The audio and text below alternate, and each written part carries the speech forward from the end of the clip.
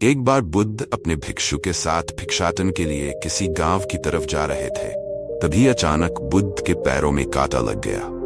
कांटा इतना तीक्ष्ण था कि चुभते ही रक्त की धार निकलने लगी। बुद्ध के भिक्षु ने रक्त को रोकने के लिए एक कपड़ा फाड़कर बुद्ध के पैर पर बांध दिया। इस घटना को कुछ लोग देख रहे थे जो कि बुद्ध से ईर्ष्या करते थे। उन्होंने बुद्ध से कहा कि हमें तो तुम्हें परमजानी समझते थे, लेकिन दर्द को तुम भी सहन नहीं कर सकते। तुम पाखंडी हो और ये हमने सिद्ध कर दिया है। ये कांटे हमने ही बिछाए हैं। इस गांव में तुम्हारा स्वागत नहीं, तिरस्कार होगा। इस गांव में तुमको कोई भिक्षा नहीं मिलेगी। बुद्ध ने उन लोगों से अनुरोध किया कि कृपया करके मुझे इस गांव से भिक्षा लेने दो। बुद्ध के ईर्ष्यालुओं ने बुद्ध का उपहास बनाते हुए कहा कि अगर तुम्हें भिक्षाटन के लिए इस गांव में आना है तो तुम्हें अपने रक्त की बलिदानी देनी होगी। तुमको इस कांटों के रास्ते से गुजरना होगा। भगवान बुद्ध ने उनकी चुनौती को स्वीकार कर लिया और कांटों के रास्ते पर चलने के लिए अपने कदम बढ़ाने लगे। बुद्ध मुस्कुराते हुए कांटों पर चलने लगे। बुद्ध के साहस को देखकर गांव वाले चकित रह गए।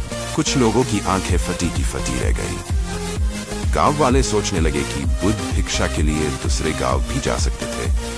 फिर कांटों पर चलकर क्या साबित करना चाहते हैं? गांव वाले बुद्ध के संदेश को इतनी जल्दी नहीं समझ पाए। यहाँ पर बात भिक्षा की नहीं बल्कि जीवन को बदलने की थी। गांव वालों की भीड़ में एक सुमित नाम का युवक था जो बुद्ध पर हो रहे अत्याचार को देखकर द्रवित हो गया। सुमित दौड़कर गया और बुद्ध के पैरों के सामने से कांटे को हटाने लगा। बुद्ध के ईर्ष्यालु सुमित को रोकने लगे और गांव से दाना पानी न देने की धमकी देने लगे। सुमित ने किसी की न सुनी और कांटों को हटाते हुए बोला है, हे भगवान, आप इन मुट्ठी भर लोगों के अपने आप को कष्ट मत दीजिए। आप गांव में प्रवेश कीजिए। बहुत सारे लोग आपको भिक्षा देने के लिए आतुर हैं। बुद्ध ने सुमित को अपने आस बुलाया और आशीर्वाद देने लगे। सुमित पीछे हट गया। हे भगवान, आप मुझे छूकर अपने आप को अपवित्र और दूषित न करें। महात्मा बुद्ध ने कहा, तुम अपने आप को दूषित क्यों कहते हो?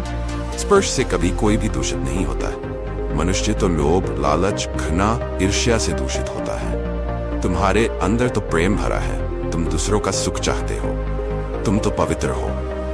बुद्ध के बोल सुनकर कुछ लोग बोले, तुम तो अपने आप को बड़े जानी कहते हो। तुमको जाति का कोई जान ही नहीं है। तुम पाखंडी हो। बुद्ध बड़े ही शांत स्वभाव से कहते हैं, मानव से मानव की मानवता छीनना पाखंडी की निशानी है।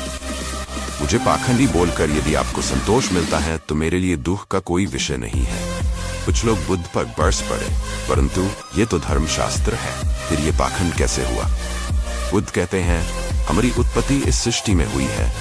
नदियों का पानी सभी की समान रूप से प्यास बुझाता है। खुले जंगलों की हवा भी भेदभाव नहीं करती है।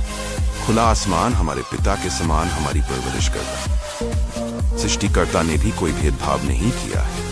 फिर हम इंसान कौन होते हैं भेदभाव करने वाले? मानव में भेद करके अपने संबंधों को बिगाड़ता है। बुद्ध के वचन के बाद कुछ लोग कहते हैं, अगर आप इतना ही कहते हैं तो सुमित को अपना भिक्षु क्यों नहीं बना लेते? बुद्ध ने कहा कि अच्छा सुझाव है। अगर सुमित तुम चाहते हो तो तुम मेरा भिक्षु बन सकते हो।